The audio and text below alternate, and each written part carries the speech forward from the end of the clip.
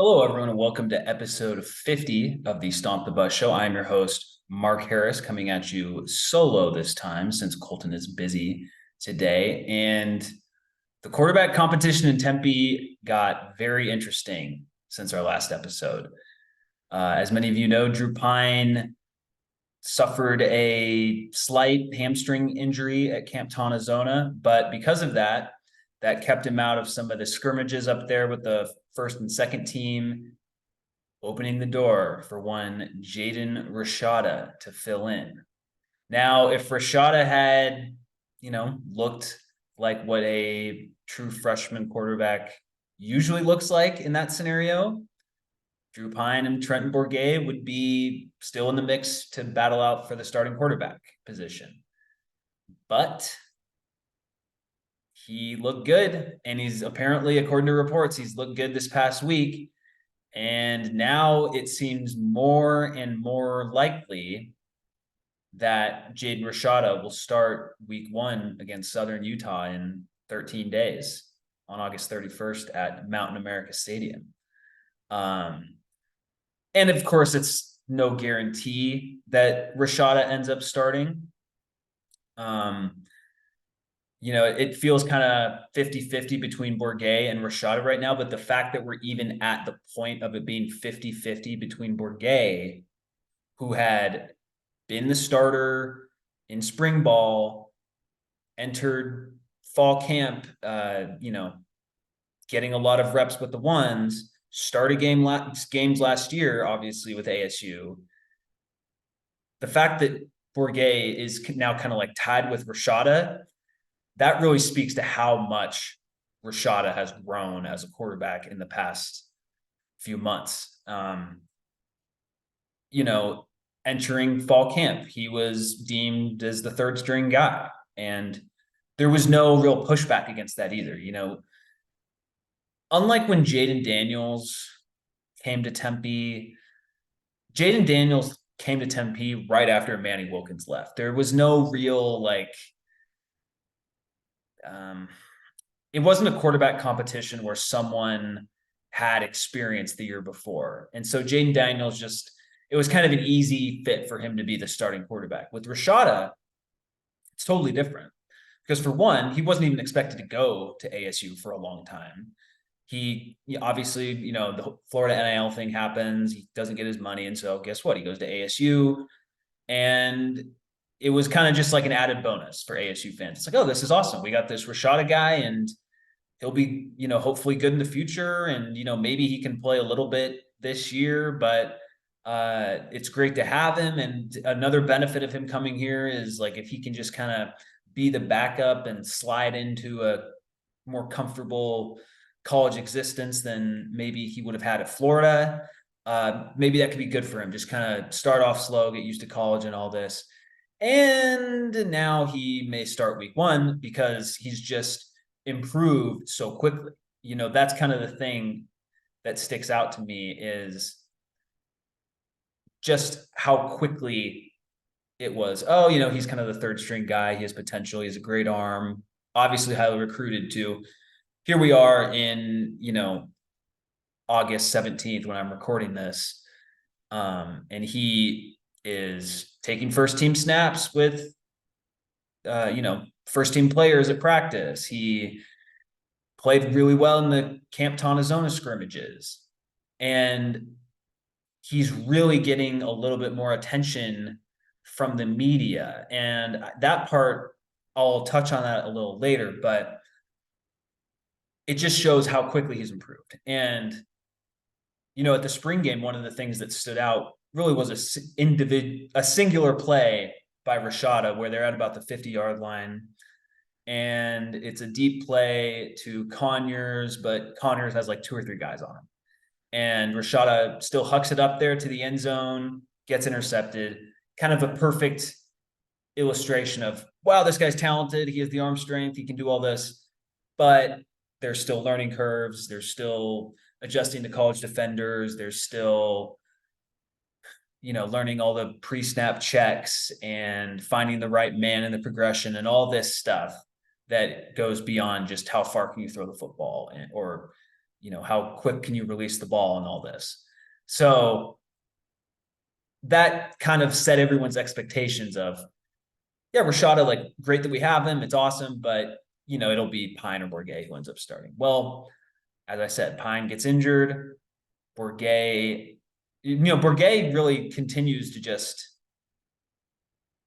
plug along with the first and second team. So Bourget hasn't really done anything to set him apart in a good way or in a bad way. He's just kind of been Trenton Bourget at practice. So I think that's important to mention because with Bourget, again, you know what you're going to get. He's a smart quarterback. He's going to make the right read.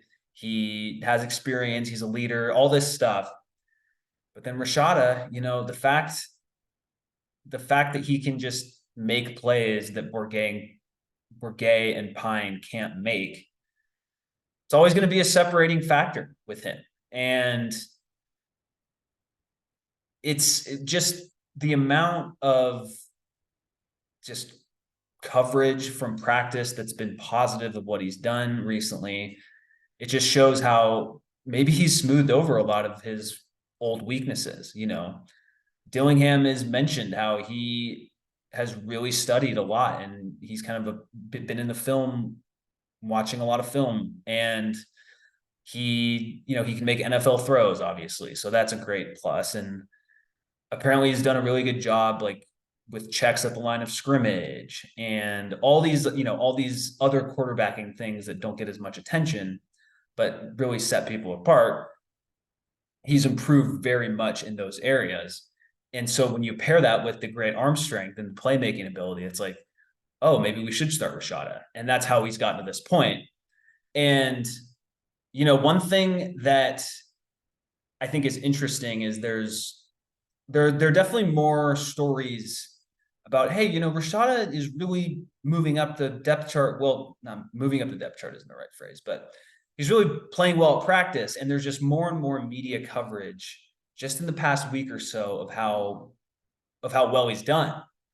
And the fact that he's even gotten to that point, the fact that we are here in mid-August and it's like, oh, Rashada could very well be the starter and it wouldn't be a surprise anymore.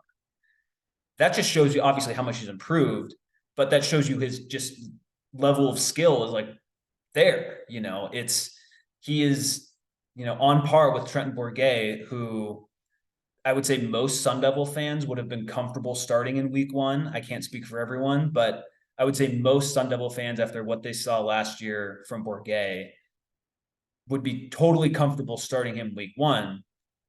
And so you kind of know what the talent level of, or the skill level of Bourget is and how he's a competent quarterback. And to, reportedly to see that Rashada is kind of matching his performance and also has all this potential and is more athletic and has a better arm and all this. And it's like, well, maybe we should start Rashada. Maybe he should be the guy. And I know Dillingham, he said he was going to officially name the starter on the Thursday before the game. So it would be next Thursday. So the next time Colton and I record, we'll know the starter most likely. And that, it's looking more and more likely that it'll be Rashada. And, it's amazing that he's gotten to this point. And the fact that he's gotten to this point makes me think that he is going to get the job.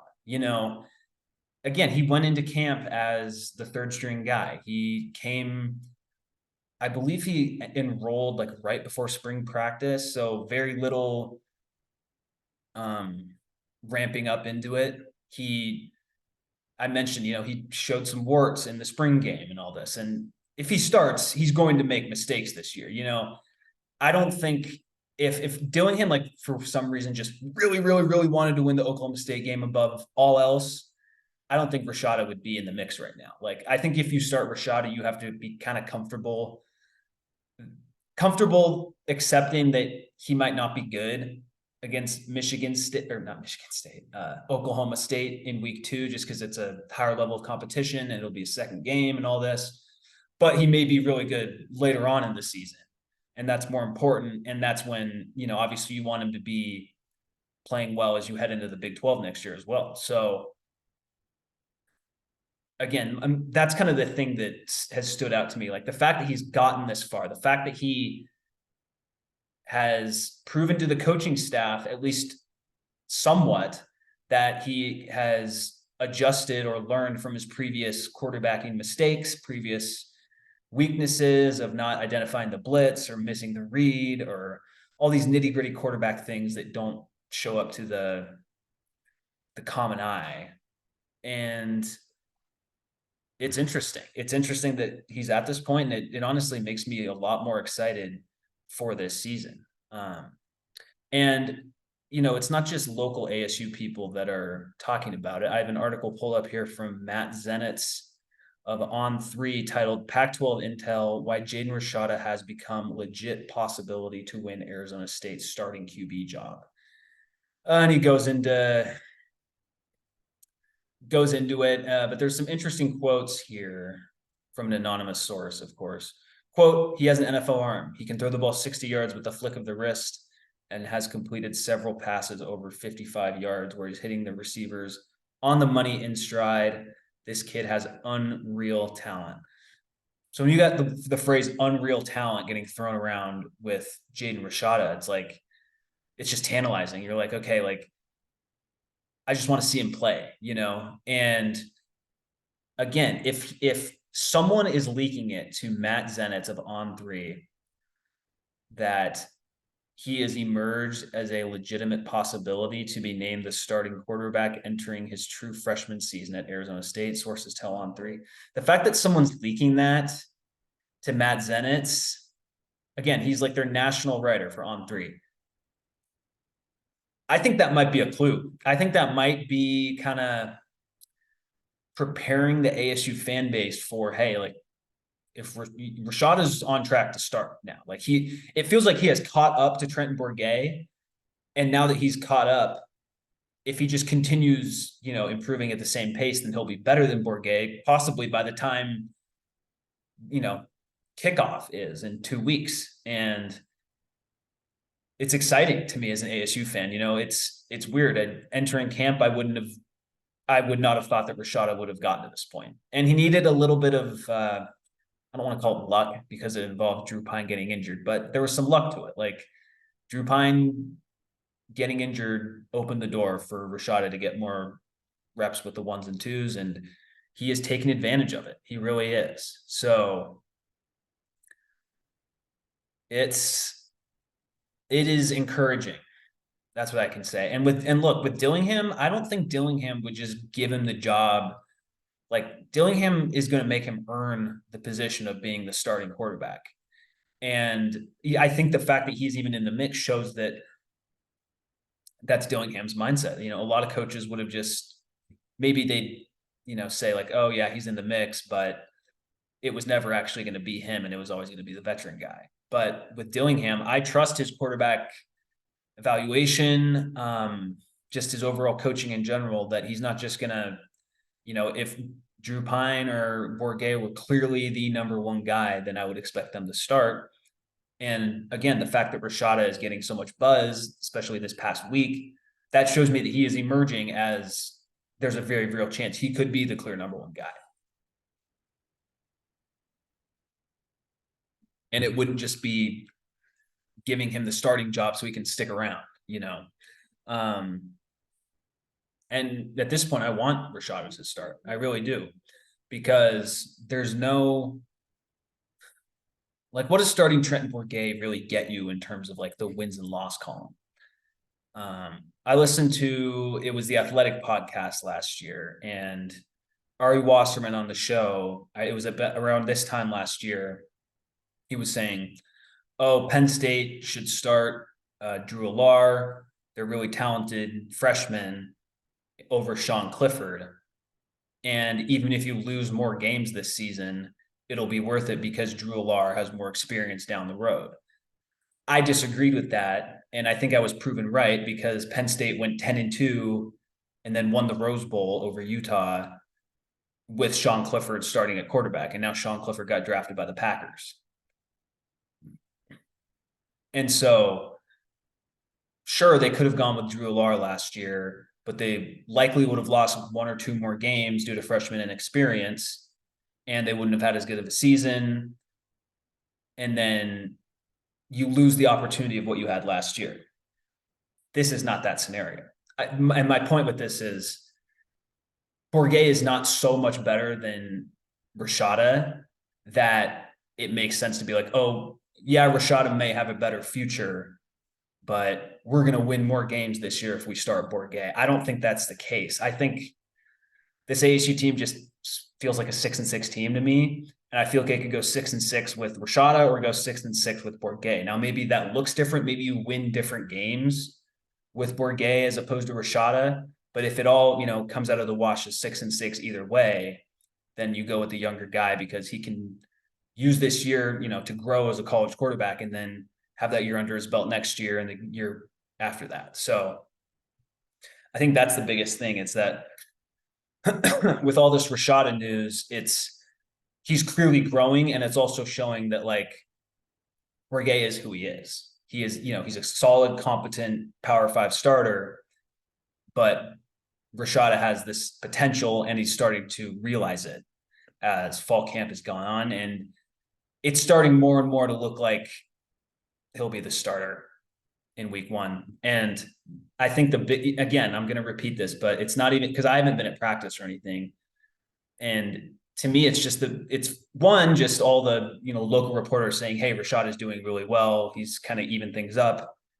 And 2, I mean, again, when you're leaking to a, huge college football national site like On3, and the second paragraph there's legit possibility he'll be named the starter week 1, sources tell On3, I feel like that's kind of preparing people, putting the wheels in motion of, hey, Rashada might start. So looking good on that front. And, now that I've kind of recalibrated what the quarterback expectations are going to be and what we're expecting to see, I'm just excited to see the plays that he can make on the field.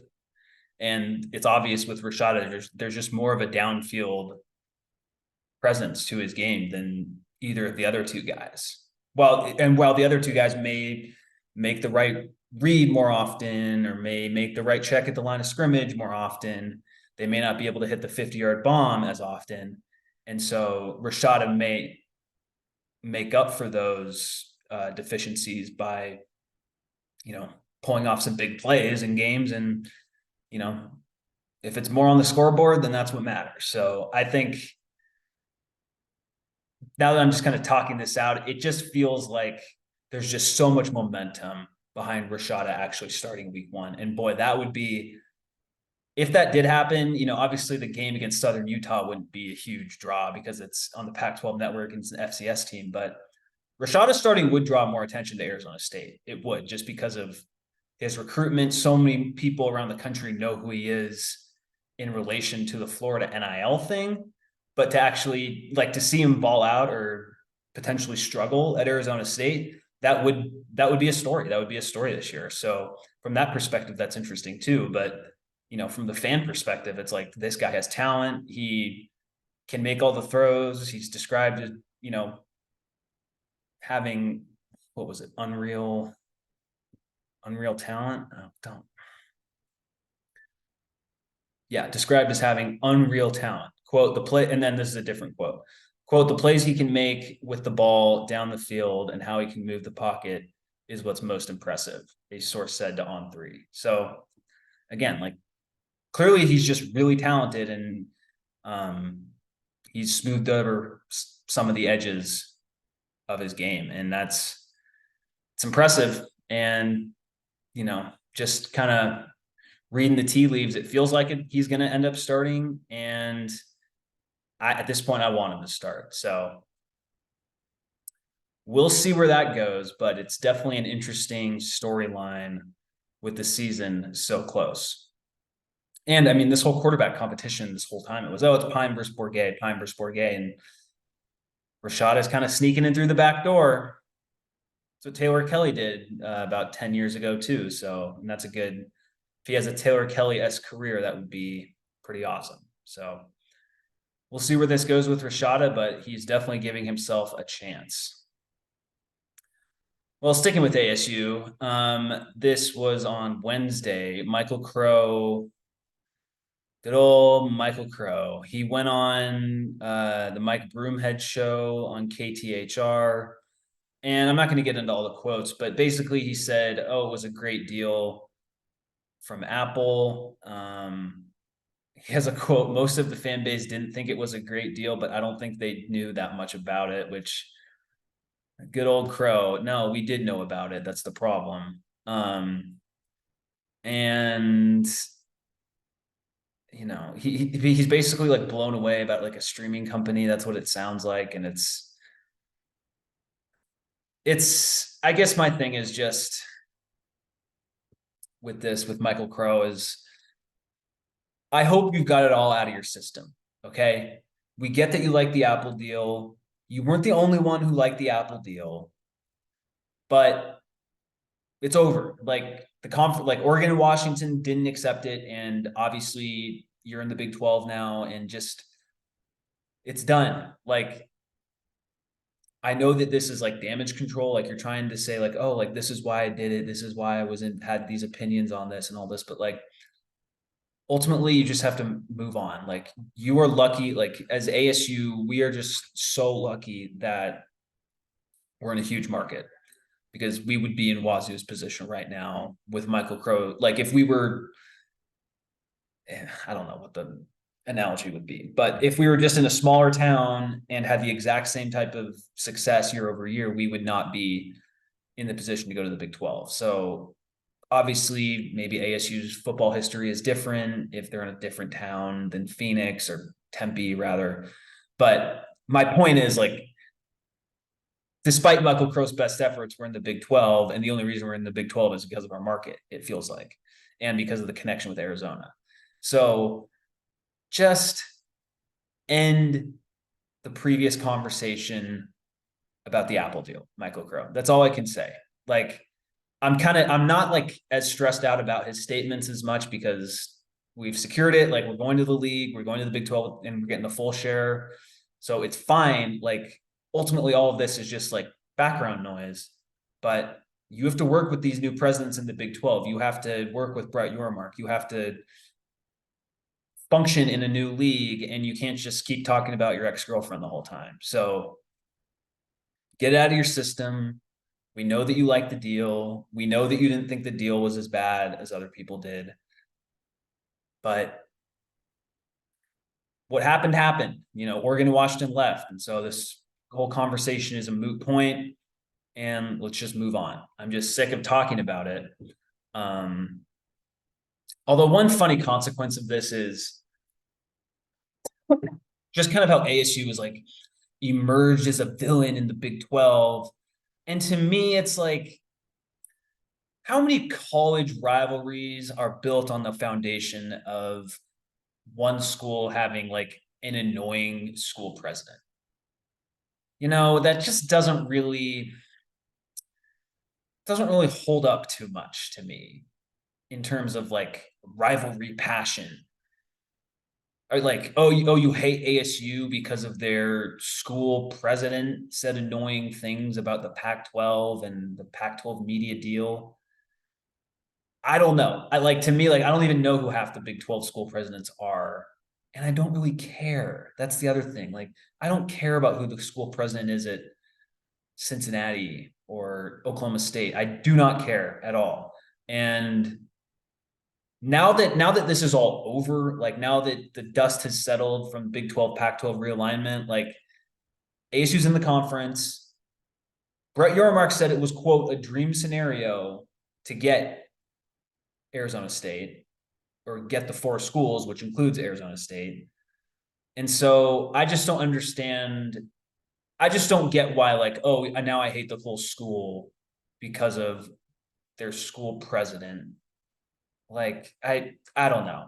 That just, to me, that's not how college football rivalries actually develop. They develop over time.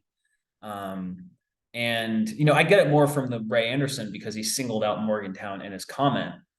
But even then, like, is that going to be like a huge deal whenever ASU plays West Virginia in the Big 12. Maybe it will be. I don't know. But like you look at how the Big 12 schedule is going to work out, like ASU may play West Virginia like once every 3 years. It's hard to really develop a rivalry when you're playing a team once every 3 years. The Seahawks play the Buccaneers once every 3 years. Are the Seahawks and Buccaneers huge rivalries? No, like I don't know. I just maybe people will hate us for other reasons. Maybe Michael Crow will continue to just say tone deaf things about athletics, but I still find it hard to believe that like if you're just a run of the mill Kansas State fan, all of a sudden you're going to start disliking Arizona State more than Kansas and Iowa State. Like, no.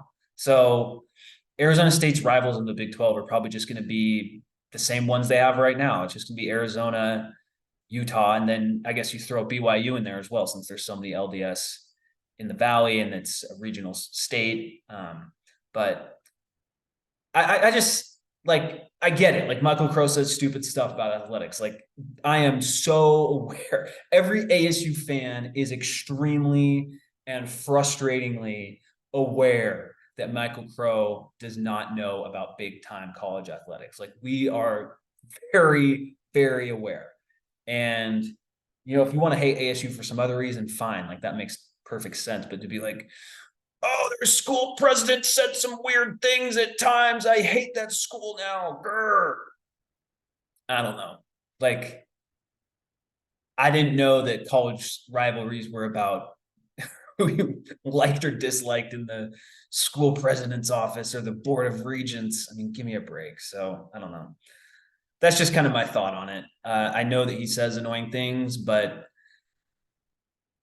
that's all it is. Like, and ultimately, like again, if he keeps, not funding basketball and all this, like all these things that he does to kind of get in the way of huge sports success, or at least not, I don't know, just kind of hinders huge sports success. Maybe getting in the way is the wrong phrase, but then you should be happy that he's here because it would make a lesser competition team in the Big 12. So that's another way to look at it too. But it's just, I've seen people like, oh, I think we're going to regret adding ASU because of Michael Crow. And it's like, for one, the guy is like in his, like, I think he's 67. Two, he is not going to have the same level of power in the Big 12 that he had in the Pac 12. I think it's very important to remember that. There's no way the Big 12 presidents who've been there and held down the conference 2 years ago, there's no way they're going to be like, oh yeah, Michael Crow, you're going to take the lead on this. You just joined. You literally waited till the 11th hour to join, and you're talking about the Pac-12 about it all the time. Sure, we're going to give you all this leadership, all these responsibilities. No, like that's not how it's going to work. So that's partially probably why Michael Crow is talking right now. But ultimately, like you can talk about the Pac-12 all you want, it doesn't matter. And then on the flip side of it, like I just don't understand hating a school because of their school president. Unless that person like has done actual bad things. And even then, like it's still just the school president. So like, would you hate a country specifically because of their leader? Like maybe some countries, yeah, but for a lot of countries, like, I don't know, like, would you not go to Canada because you hate Justin Trudeau? If you got a chance to go to Montreal for the weekend, are you not going to go because you hate Justin Trudeau? Like, I don't think that's how most people operate. So, and maybe that's a bad analogy to make for college sports fandom, but like, I don't know. And this could just be like a Twitter thing too. So I don't know. All right. Well, off of that tangent, interesting article from the Los Angeles Times dropped earlier this week on Wednesday by Brady McCullough. And it's inside the Pac-12 collapse, 4 surprising moments that crushed the conference. I'm not going to go through all of it. I don't know how surprising some of these were, but it does really show you like just some really dumb moments. And one of them was, in October of last year, Pac-12, look, George Kliavkoff, he basically got the deal that the Big 12 has now for the Pac-12. And the Pac-12 presidents rejected it. And I'm going to read from the article, quote, when the Pac-12 CEO group met to discuss the offer, one of the league presidents had other ideas. The president worked with a professor on his campus to come up with their own estimate of what the 10 schools could get based on their market value, quote, $50 million. And ESPN, as we all know, did not like the offer of $50 million per school. And here we are. So the reason I single that quote out is one, it just shows you like, it wasn't just like an inevitability that the Pac-12 was going to blow up. Because again, if you had conference presidents who knew the value of their schools better, then Pac-12 would still be together. But I bring it up because it's the president worked with the professor on his campus to come up with their own estimate of what the 10 schools could get based on their market value, $50 million. A lot of people think that was Michael Crow, who was the president, that helped come up with the $50 million valuation per school. It's really a lot of the speculation out there is between him and Kirk Schultz at Wazoo. So if it was Kirk Schultz, oh boy, that was a very costly mistake. If it was Michael Crow, it just kind of ties back into my previous point. Like, thank God we have the Phoenix media market. Like, because this guy, like, if it was him, that's just so dumb to think that you could get 50 million. Like, it's preposterous without LA schools to think that you get $50 million per school for a league that, look, I love the Pac-12, but you can't, like, there are some schools that just have like very small fan bases. Stanford, Cal, UCLA, relative to its size, key phrase there. I would even throw ASU in there and U of A football. It's, it's not super diehard. It's just not. And then Colorado has, I don't know if their fan base is bad, but when you've been so bad for so long, it's going to have an effect on the fan base. So you throw them in there and it's like, it's not exactly like you're getting the SEC where basically every school is super passionate about it, or the Big 12 even. But that's just, if that was Michael Crow, I mean, again, he should be thanking his lucky stars that ASU is in, has the Phoenix media market and and honestly, it's right by an airport as well, because that stuff does kind of matter. So there's that. And then another interesting part in the article, and this has been reported before, but look, the Pac-12, when everyone says, oh, the Pac-12 they had the opportunity to take the Big 12 schools and they didn't do it because they were arrogant. That's kind of true. Because in the article, it says the Pac-12 wanted to add some of the Big 12 schools, but Carol Folt, she turned it down. And Carol Folt is the president at USC, obviously leaves the conference a year later. Quote, about 3 slides in, Folt told the group that she did not understand why the Pac-12 would expand and expressed surprise they were even talking about it. So 2 years ago, it was USC. USC is really the one who killed the conference. And they killed the conference before they even left. Because by saying, oh, we're not going to get Texas schools, we're not going to get TCU in Houston, maybe Oklahoma State, whatever it may be. When the Pac-12 wanted to do that, and then they leave a year later, and you can say, oh, Pac-12 should have known that they were going to leave and they shouldn't have listened to her at the time, but you can't piss off USC if you're the Pac-12 in that situation, even if they do end up leaving. So to me, like, if you're someone still upset about the death of the Pac-12, cough, Michael Crow, cough, cough, direct your ire towards Carol Folt at USC. That's because even if they, like, if the Pac-12 had expanded, let's just say they took TCU and Houston, if they'd expanded and then, USC and UCLA would still leave the year after, it would still be bad. The league, like, it would still be, kind of where the ACC is right now, but they would have gotten a media deal done. They would, like, something would have gotten figured out, and they would have had those extra teams just as insurance, basically. So but they didn't, and we are where we are. And maybe it'll work out for everyone anyway. Maybe there will be a huge super league that ties this all back together. But I just thought it was interesting to go to that article. I recommend everyone read it. It's LA Times, no subscription required, by Brady McCullough. Very simply laid out, and yeah, it's tough because this was avoidable. It may not have been avoidable in the long term because the conference was always at the whim of the Big Ten deciding to invite Oregon and Washington. And with how long it took them, to negotiate their deal with Apple, or just how long the whole process took, it opened the door for the Big Ten to get back in. But if they had added the 2 Texas schools, they could have at least survived as a league up until the next round of TV negotiations in the early 2030s. So it sucks. Like if you're an Oregon State fan, Cal, Stanford fan, Wazoo fan, like it's a tough thing to read. And, especially for Wazoo, there was a point that Washington kind of was the team.